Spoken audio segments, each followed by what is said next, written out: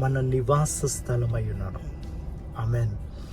90వ కీర్తనలో మనిషి జీవితం ఒక ఆవిరి వంటిదని, అలాగే 70 సంవత్సరాలు అధిక బలం ఉంటే 80 సంవత్సరాలు అది శ్రమలతో కూడిందని, ఉదయం కనిపించి సాయంత్రం మాయమైపోయే ఒక గడ్డి పువ్వు లాంటిదని రాయబడి ఉంటుంది. ఇలాంటి చాప్టర్స్ చదువుతున్నప్పుడు అదే చాప్టర్స్లో దేవుడు ఒక కీ వర్స్ పెడతాడు. రైట్, ఈ 90వ కీర్తనలో నేను అనుకుంటాను మొదటి వచనమే ఒక అద్భుతమైన కీ వర్స్.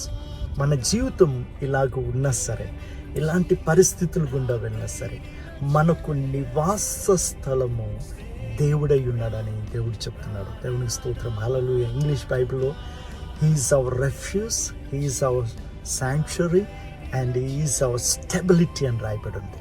కాబట్టి లోకము ఎలాంటి పరిస్థితుల్లో ఉన్నా, మనం వెళ్తున్న స్థితిలో ఏదైనా, he is our refuge, he is our stability